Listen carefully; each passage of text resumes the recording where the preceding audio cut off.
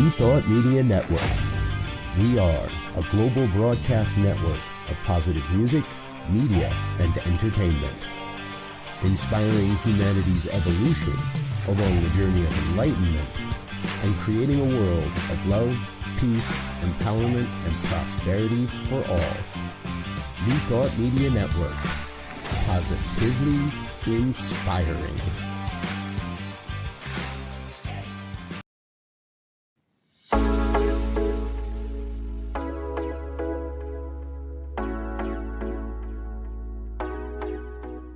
What if the person you think you are is just a fraction of who you truly are? What if years of conditioning and surviving in a challenging world have left you clinging to strategies and beliefs that mask your truest nature? I'm Catherine Duca, psychotherapist and self-esteem coach, and you're listening to Who Do You Think You Are? A show that looks beneath our psychological masks and uncovers our profoundly messy, beautiful, brilliant, tender-hearted essence. Join me as we go in search of the hidden power of our true selves.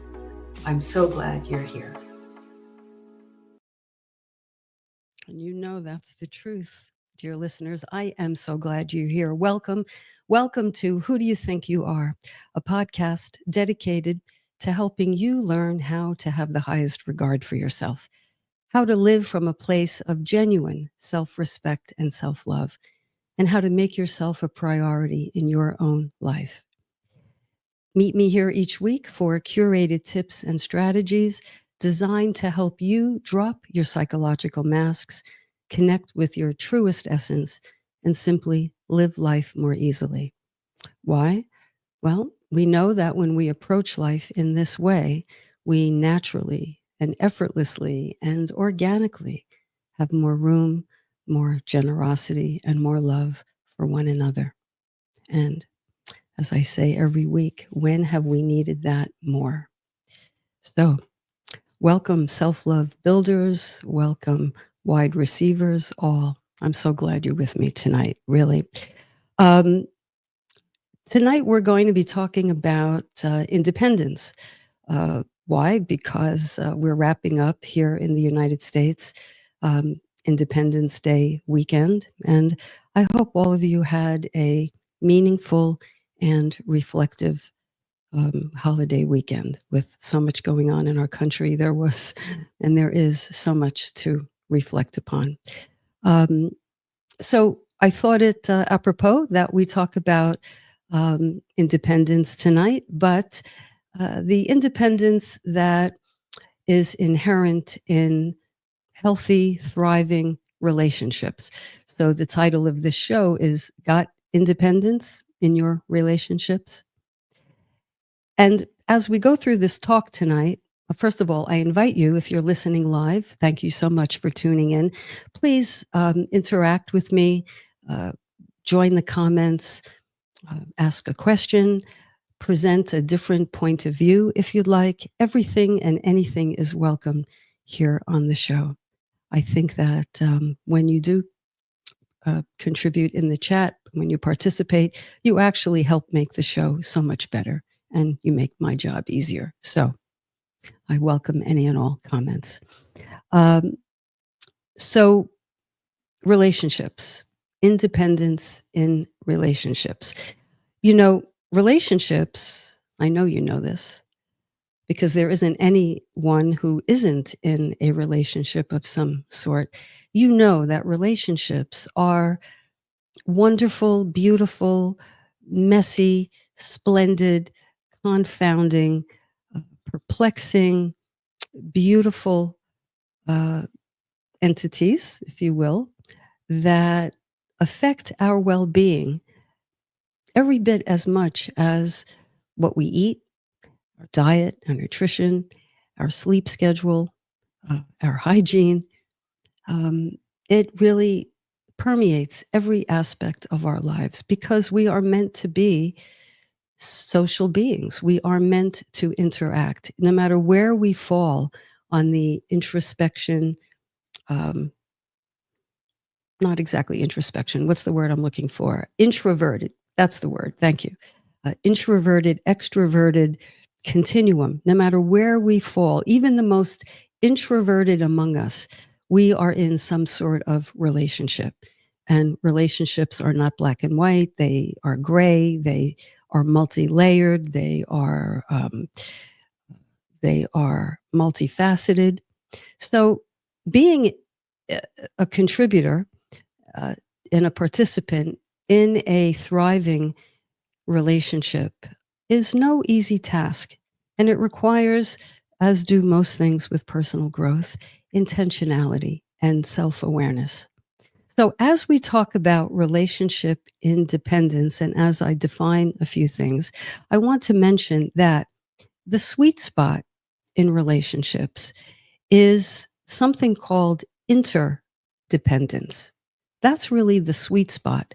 But in order to achieve that sweet spot of interdependence, it is important that we achieve, almost as a prerequisite, the ability to be independent in our relationship. So I'm going to define these terms in a bit. We're going to look at relationship independence, interdependence, codependence, and regular old dependence.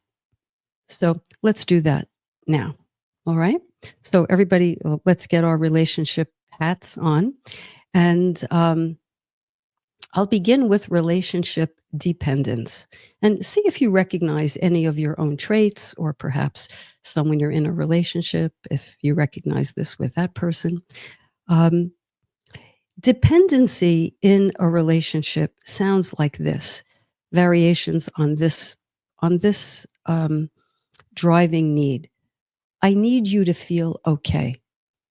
I need you to feel okay. Now, that stance was perfectly natural and even necessary in childhood. Why? Because children need their parents to be okay. It's very hard for a child to comprehend and fathom when their parents are not okay, when they are preoccupied, for example, or emotionally unavailable, or ill, or immature, or addicted, or, if they have one foot out the door, or if they've left. So that's extremely, extremely difficult for a child to comprehend and live with. So children need their parents and their caregivers to be okay. But in adult relationships, the healthier aspect of that is asking for help and trusting others. That would be what I would call the upside of having a dependency on, I'll say, your partner, but again, this applies to almost all relationships. The unhealthy aspect of being dependent in a relationship is a certain amount of helplessness, a fear of being alone, or an excessive fear of being abandoned, an over reliance on the other person, right? Where you lose a sense of agency. Now, we've talked about agency before on the show. And if you remember, agency refers to the ability to act independently, the ability to rely on one's own values and make choices, make decisions based on those values. This is what it means to have agency, to be self actualized, to be self mobilized, to take matters when appropriate into one's own hand. This is agency. I think it's a beautiful term, and it really is very necessary to a thriving relationship. Other statements, if you will, either expressed directly or kind of driving things in the background, are, I need you to never be angry with me. Right? Can you hear the dependent note in there? I need you to never be angry with me, because I find that threatening and I can't tolerate it. It makes me extremely anxious. Okay? Something else is, I need you to agree with me. I need you to agree with me. And I have a very difficult time if you don't agree with me. In fact, if you disagree with me, if you take an opposing stance, if I have a dependency on, I'll say, my partner, that's going to be very, very difficult for me. Another one is I need you to feel good all the time. I need you to feel happy all the time. Because if you're not happy, I go into this fight or flight. I think something's wrong. I think I've done something wrong. Okay. This is how relationship dependency shows up. And admittedly, it is a bit lopsided. And I think this will be clearer when I get into the whole notion of interdependency, which is, again, the sweet spot. So dependency says, I need you to be a certain way, and I'm going to conduct myself in such a way that I'm going to keep you in a state of equilibrium, or in what I think is a state of okayness. So you can already start to see the people pleasing kick in, the rationalization kick in. Okay. I'm going to ignore my needs if I even recognize that I have them. And I'm going to always be playing to your needs because I need to keep you happy. All right. Now, something else that I want to say by way of kind of backdrop to this conversation is that thriving relationships, relationships that are robust and healthy, have this thing about proximity. Proximity. Proximity refers to the emotional distance between people. And part of the, what shall we call it? If you've ever flown a kite, I don't know if I ever have actually, or if I did, it's been decades. But when I go to the Jersey Shore and I love watching people fly kites, there are the bigger kites that have kind of the two strings. And the kite flyer always has to be mindful, right, that those two strings are working in tandem. And, you know, you have to pull the left, then pull the right, then let out a little slack in order to navigate the wind and keep the kite afloat, right?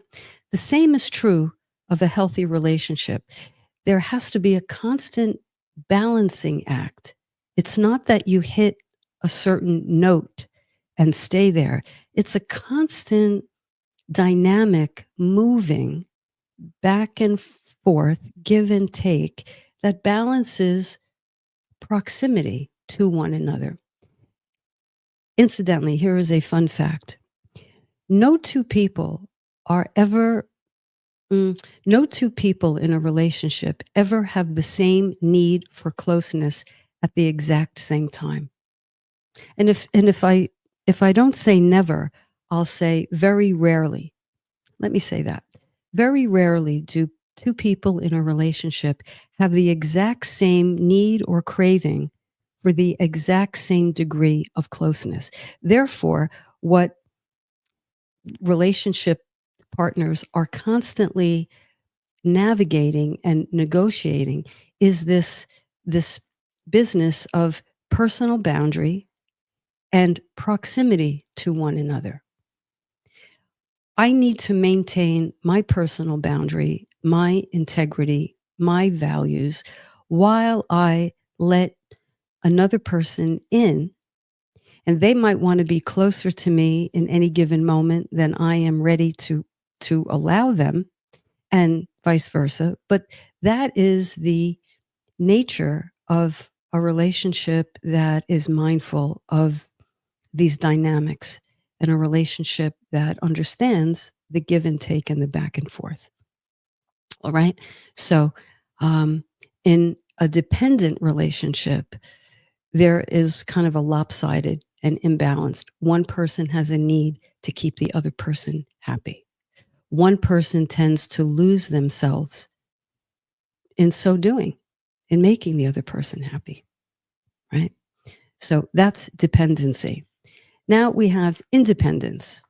Now, independence is a positive quality in relationships. It sounds like I can meet my own needs. I can meet my own needs. Now, we can say that with a difference in tonality. We can say, I'm able to meet my own needs. I'm able to take care of myself emotionally. I'm self aware enough to know what I need and how to go about getting that need met in any given time. So I can meet my own needs. Or with a different tonality, I can meet my own needs. Thank you very much. I can take care of myself. Thank you very much. I don't need anybody to do anything for me. Thank you very much. That's kind of the downside of independence in relationship. Okay. This has to do with how we see ourselves, our self development, our autonomy, again, our agency. The healthy aspect of being independent in a relationship is we understand how to set and maintain our own boundaries while we honor the boundaries in our partner. We are capable of being self reliant while we understand the other person is as well. We have clarity of identity. I know who I am. I know what my values are. I am grounded. I am rooted in an understanding of who I am, meaning I appreciate my strengths as much as I do my flaws. Even if I want to change those flaws or improve upon them, I am aware that I have them and I'm accepting of them. This all goes into an independent stance in relationships. So that's the upside. The downside is this, as I said before, this overly self-reliance, this emotional isolation. I can take care of myself, thank you. I have a wall up.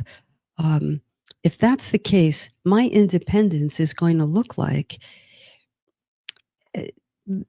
relatively little will get out because I'm protecting what I have inside, and relatively little will get in because I'm essentially walled off in my independence.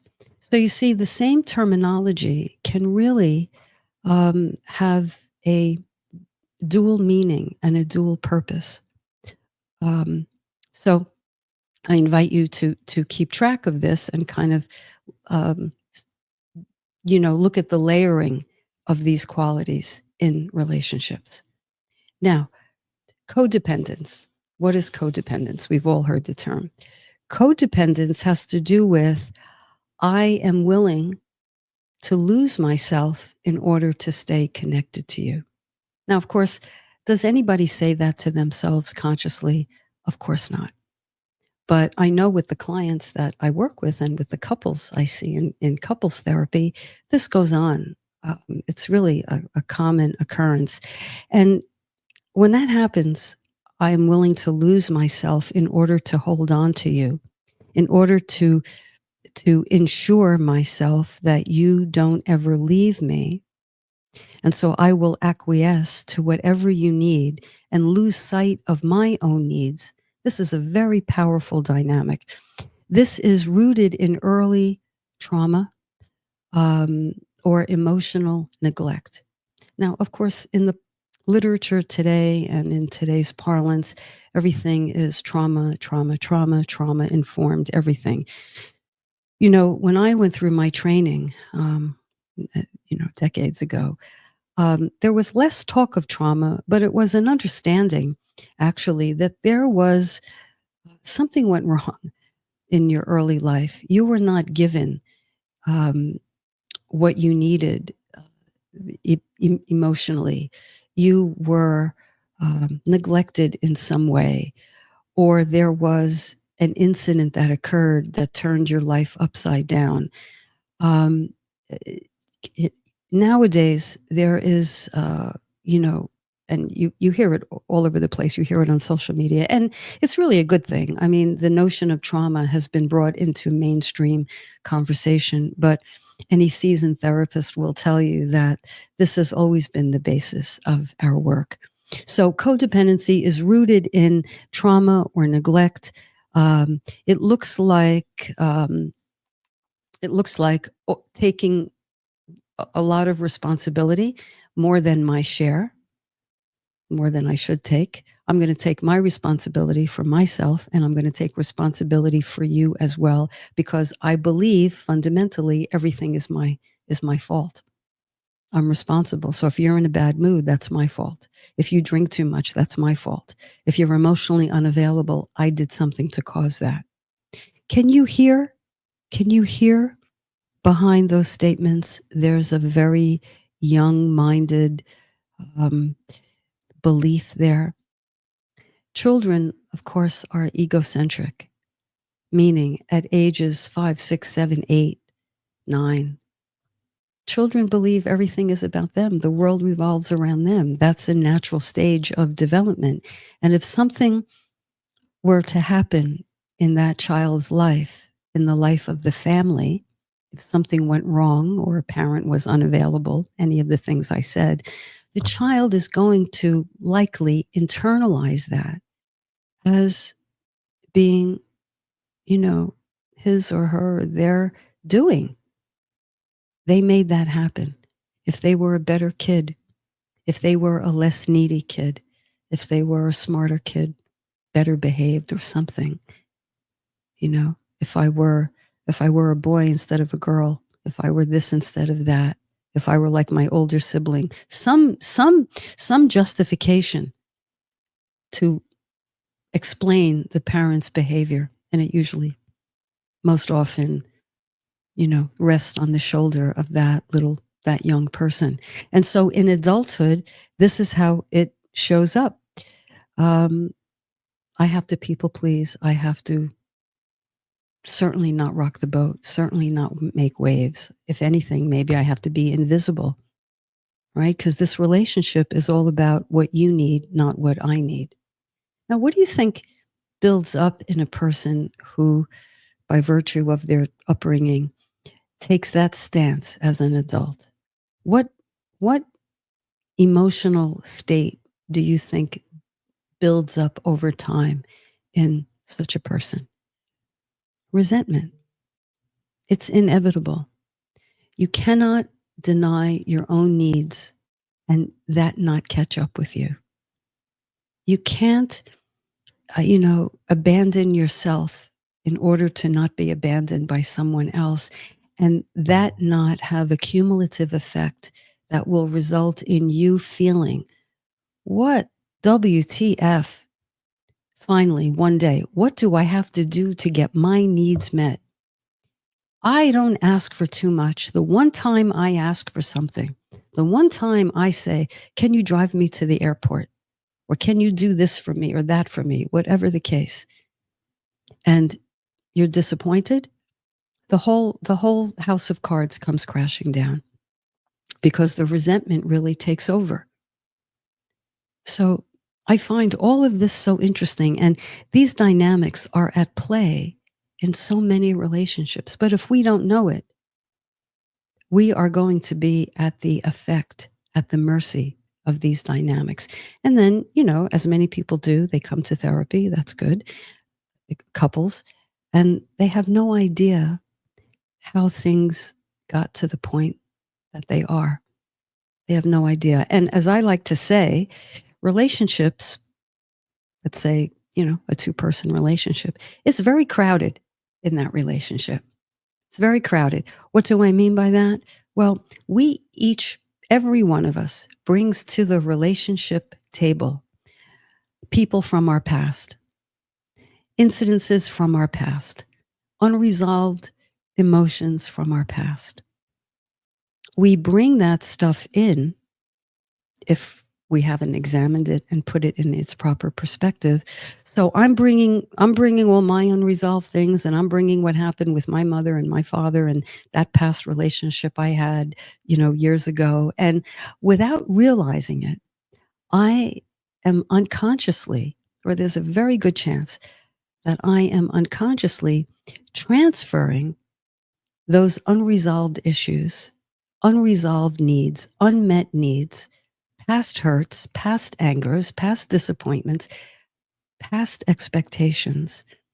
I'm bringing this to your doorstep, and I don't even know it. And you may be doing that with me as well. I have my masks on. I'm trying to get my previous needs met through you, and you're doing the same through me. You have to wonder, if these things haven't been examined, how does anybody get anywhere in relationships? That's why the divorce rate is so high. That's why, one of the reasons why younger people are waiting longer to get married. I mean, there are other reasons as well, economic reasons as well. But, on some basic level, relationships are not successful because these things are at play and they are hidden. We're not aware. So what I'm going to do is just take a quick look in the chat before I take a break and come back and talk about the sweet spot, interdependence. So let me say hello. Still Bill, missed you past couple of weeks, Bill. Sorry I missed you last week. I was up in Bayonne visiting my 2 granddaughters, 6 years old and 2 months old. 2 months already. 2 months already. Pure perfection. Pure perfection. And I know with you in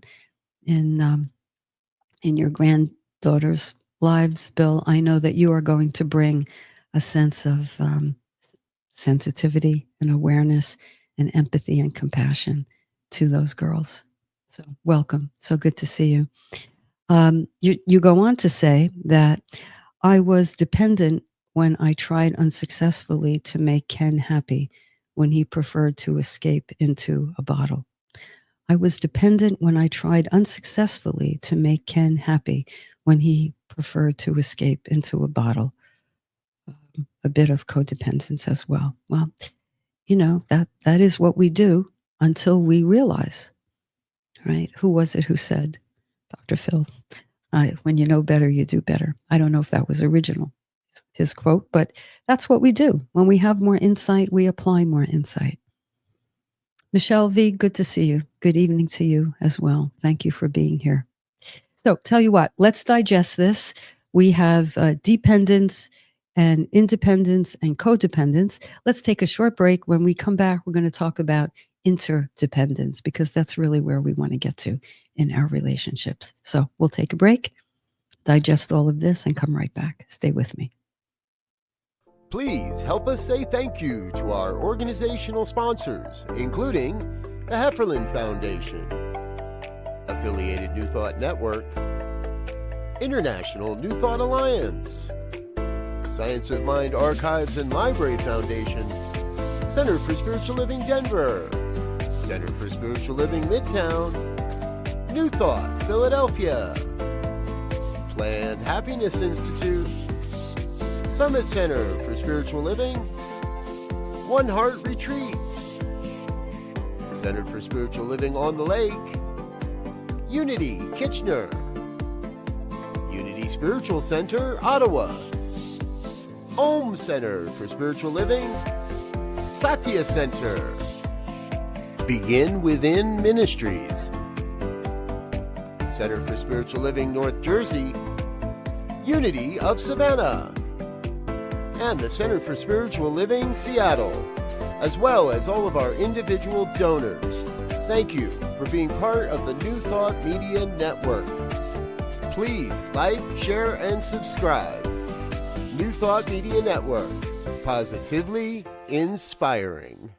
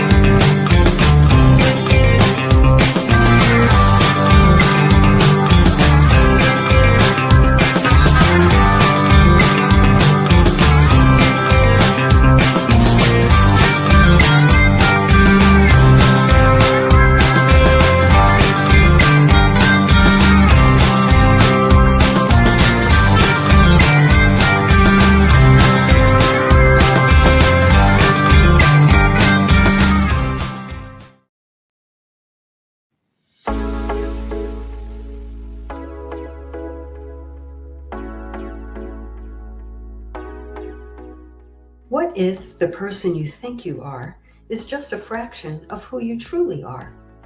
What if years of conditioning and surviving in a challenging world have left you clinging to strategies and beliefs that mask your truest nature? I'm Catherine Duca, psychotherapist and self-esteem coach, and you're listening to Who Do You Think You Are? A show that looks beneath our psychological masks and uncovers our profoundly messy, beautiful, brilliant, tender-hearted essence. Join me as we go in search of the hidden power of our true selves. I'm so glad you're here.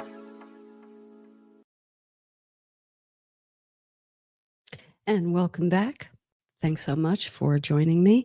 We are here talking about independence in relationships. And in this conversation, we are looking at some of the other relational aspects that are built in that impact how we are in relationships, how we navigate relationships. We're talking about being independent in our relationships as well as being codependent.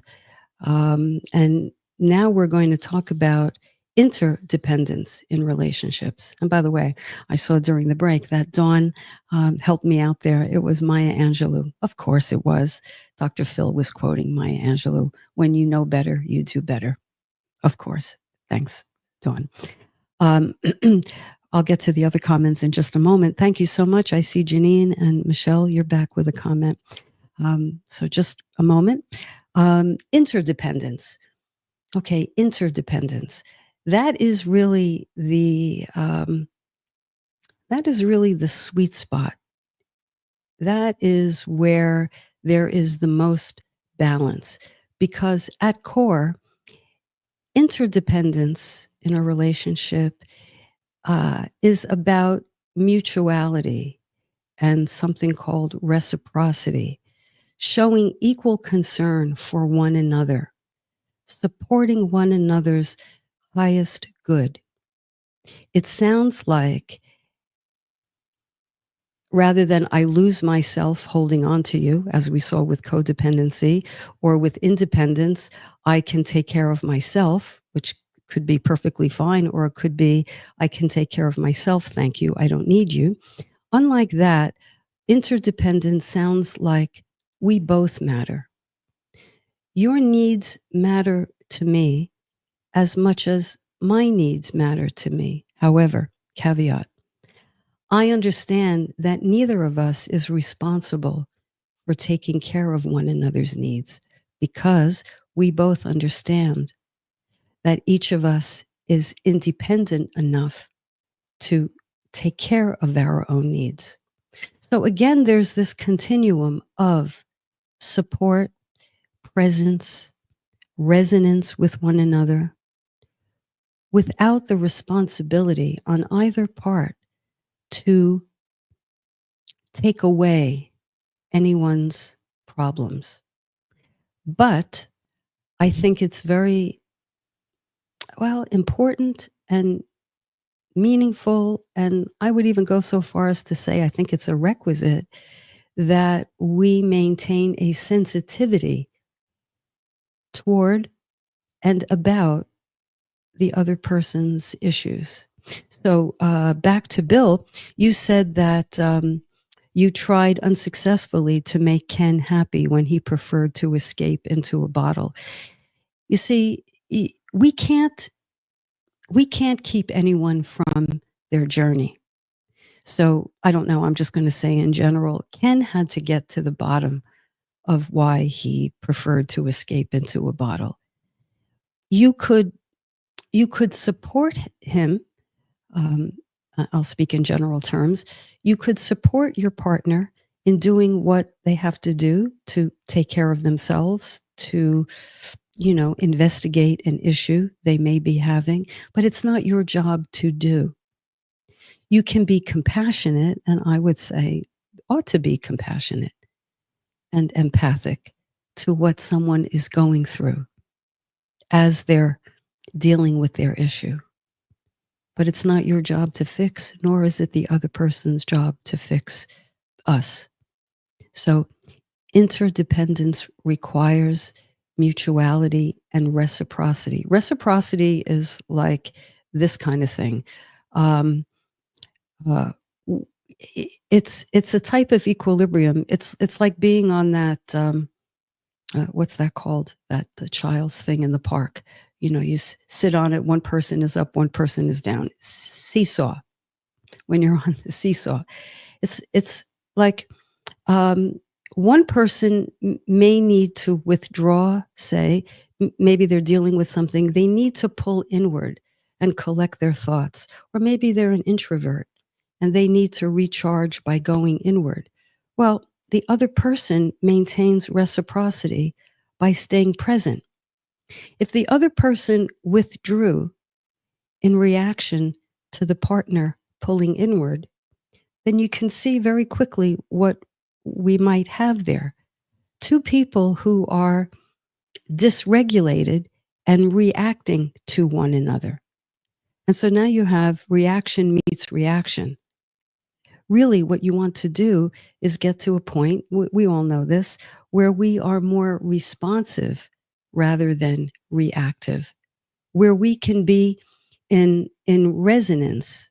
Some people call it a heart resonance, in resonance with one another, attuned to one another. And, you know, you may have heard the term regulate your emotions. Well, in healthy, thriving relationships, each person helps the other co-regulate, not by giving a lecture, not by telling the other person to calm down, not at all, but by being present in a knowing kind of way. And I could probably articulate that better. Being present, I understand. I understand that you're beginning to feel some kind of way now. I would say to my partner, let's say, I understand that. I'm here as a grounding presence. I'm here as a container. I'm here to listen if you want to talk. And by the way, I'm going to ask you what you need from me right now. Do you need my opinion on something? Do you need my advice on something, my perspective? Or do you just need me to listen and be a holding container? And hopefully your partner will, in this interdependent exchange, will know what they need and will be able to tell you. So you see, there's a different energy to interdependence. If you read the work of Gary Zukav, who wrote The Seat of the Soul, he talks about spiritual partnership. Really, the purpose of coming together is to each be the embodiment of grace, of presence, of resonance for one another. Understanding that if one or the other needs some distance, if we've done work on ourselves, especially where that abandonment creeps in, we can much more easily, much more effortlessly let that person have the distance they need in order to collect their thoughts or get grounded. So doesn't that sound lovely, the notion of interdependence? Let me go to the chat. Let me see, Janine, I promised you I'd come back. Let's see, I need glasses for this. A related topic is co-regulating. Well, there we go. Not the same as codependence. It's more like two people so comfortable in each other's presence that they sync up their moods quite a bit. It happens naturally. Yes. Yep, that's what I was talking about before, Janine, co-regulating. It's not being responsible for, I call it being responsible to. I'm going to be responsible to the relationship and to you by showing up and being present and not trying not to be all in my reaction. And if I do get triggered and I am in my reaction and I start to get a bit dysregulated, I'm going to check myself. I'm going to note it and I'm going to tell myself, I'll get to this later. If I get so triggered that I can't be present, I'm going to let my partner know in a gentle, loving way. You know what? I'm hearing you talk about your family member, what your family member did. I can't really be in any way objective right now. I'm so mad at that family member. I don't think I can hear you right now the way I think you may need me to hear you, the way I want to hear you. I'm just going to take a minute and just try to get, on top of this. All right. You communicate and let the other person know what's going on with you. Co-regulating. Thank you, Janine. That's an excellent point. Michelle, Kathy, as a fellow therapist, how do you work with clients on their relationship issues when their partner is opposed to therapy and working on interdependence issues and lacks awareness? Let me read that again. Fellow therapist, how do you work with clients on their relationship issues when their partner is opposed to therapy and working on interdependence and lacks awareness? Okay. I often do couples therapy with only one person in the room. I don't do family therapy so much anymore, but that's a standard family therapy intervention where you do it without the other people in the room. You do it with role playing, and you ask the person who knows their family member, your client, what would other people in the family say? How would they respond? And you kind of take it from there. When the partner is opposed to therapy, well, in relationships, I think I'm stating the obvious here. I'll try to build on this. It's like a dance. It's like a dance. The couple has broken each other in, and they do this dance. I believe, and I've seen so many times in therapy, when one person changes the steps, the other person can't dance the old way anymore. If you were doing the cha-cha and now you're introducing tango, the other person can't cha-cha the way they used to. So by working on yourself, the one partner who comes to therapy, by working on themselves, they can either clear up an issue they have in themselves that is an impediment to being close to their partner, or if the partner has really an unresolved issue, an unresolved trauma, doesn't believe in working on it, the client in therapy who's developing insight will begin to vibrate on a higher level. And quite honestly, the other person either has to up their vibration to remain in sync with the partner and learn the new dance, or there's going to be a reckoning where the other person is utterly confused and says, you've changed. I don't know what's happening here. At which time it's my client's job to say, yes, you're right. I have changed. You're right. I used to do this. And now I'm learning, I'm understanding that I need to do things a little differently. I'd love it if you would come with me. I'd love it if we could work on this together. I'd love it if we haven't been terribly respectful to each other in the last little while. And I want us to get back to that. And I want us to have a mutually gratifying. So you make an appeal from a stance of invitation in the spirit of collaboration, never ever, if you can help it, making your partner wrong. What the hell's the matter with you? You never do this. You always do that. Okay, you have to speak in the I statement. My newsletter today was all about learning to love I statements. You have to speak from, anytime you go you've, forget it. The other person is going to get defensive. Whenever someone says to me, you, I get my back up. So there's a way of speaking to the other person that helps them lower their guard. Helps them. It's not always possible, right? But let's work on this issue in the way that is fair to both of us. in a way that both of our needs are gratified, because I just don't want it to be where my needs get met. So I think, Michelle, what I do with my clients is I help them make an appeal to their partner in the way I've just discussed. Okay. Seesaw, thank you. Dawn, I agree, Janine. Co-regulating is a beautiful experience of two people synchronizing their inner experiences. It's rare, I think. Well, this is one of the givens in a relationship that embodies interdependence is each person understands that they can have a different experience of the same experience than their partner has. So you're in a relationship, something happens.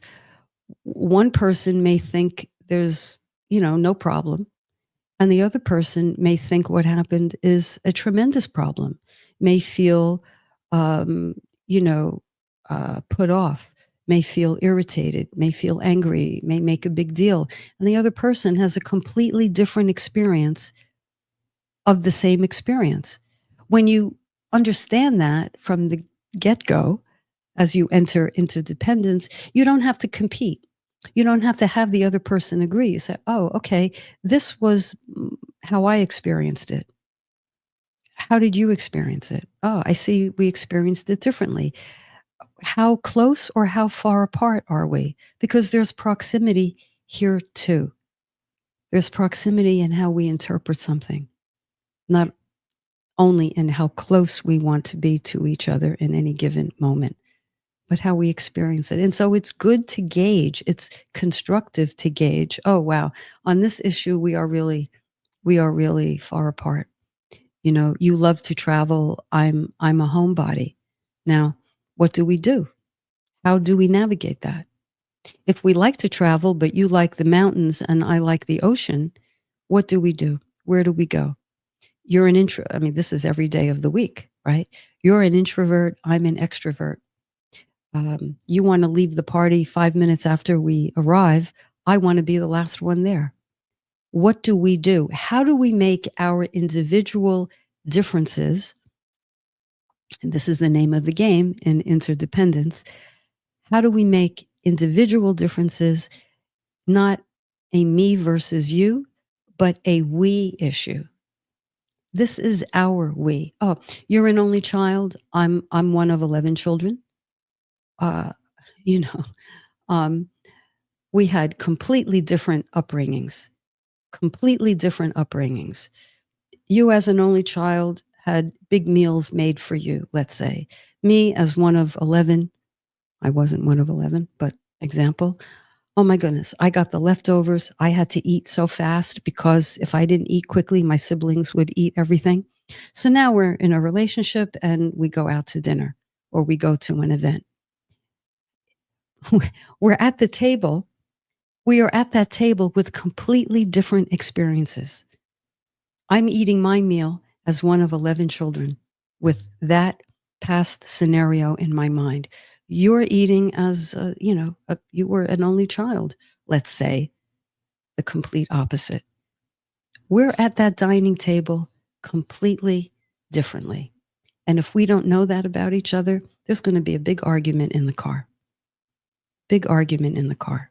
Vacations are going to be ruined. As a matter of fact, when I work with couples who are about to go on vacation, and I try not to schedule a session a day or two before in case there's a big trigger, there might not be time to work it out. So I try not to do that. But I often suggest that they talk about what their expectations are before they go on the trip. Because who wants to sit in the Chase Lounge and just, enjoy, a good book and watch the ocean? And who wants to go sightseeing and pack everything in and be on the go and come home with a million experiences? And the other person just wanted to chill out. Come on, if that couple doesn't discuss it ahead of time, I'm going to get them next week after the vacation, and it's going to be an interesting conversation. And if that happens too many times without getting to the bottom of what each person is bringing to the table, that relationship is going to see an erosion. So, what am I saying? I'm saying know how you dance in relationships. Be aware of how your partner is dancing or not dancing with you. Talk about it. Interdependence requires mutuality, give and take, reciprocity, honesty, not brutal honesty. You know, there's a tonality with honesty, honesty in a loving way, delivered lovingly, delivered, like this, like you would hold something sacred, not a pie in the face. Okay, tonality, the vibe on that, communication. You have to know yourself in order to articulate, any of what we're talking about tonight. So self-awareness, of course, is the crux of everything we talk about here on Who Do You Think You Are? And it's integral to a relationship that rests on interdependence. Boundaries, of course, always. Now, you might think that boundaries in a relationship impede closeness. Quite the opposite. Healthy boundaries and an understanding of them can actually promote closeness. I know where I end and you begin. I know we're separate people. We are separate people, but we are together. We're separate, but we are in resonance with one another. As Janine said, synced up, but we're autonomous individuals.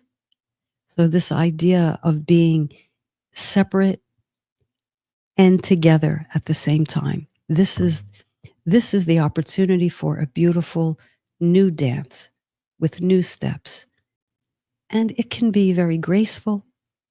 It can be playful. It can have humor. It can have tenderness. It can have sharpness too, because sharpness is a part of life. Anger, disagreements are a part of life. We're not sugarcoating anything here. But there's an allowance and a room and an invitation and an opportunity. And those words have a completely different vibe than, can you believe what's wrong with him? Can you believe what's wrong with her? What's wrong with her is she's not enough like me. That's the background we operate from. That's our come from place. What's wrong with everybody else is they are unlike me. Well, that is going to create a ripple effect. That's problematic. You can hear that, right? So let me just check the chat, see if everyone feels complete. Janine says, pie in the face made me laugh. We have all done that figuratively. Maybe that's why it's a popular comedic bit. Sure. Metaphorically, yeah, I've thrown a few pies. I know I have.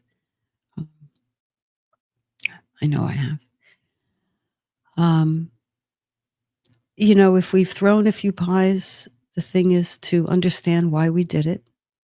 Go back in time in our mind, understand why we did it.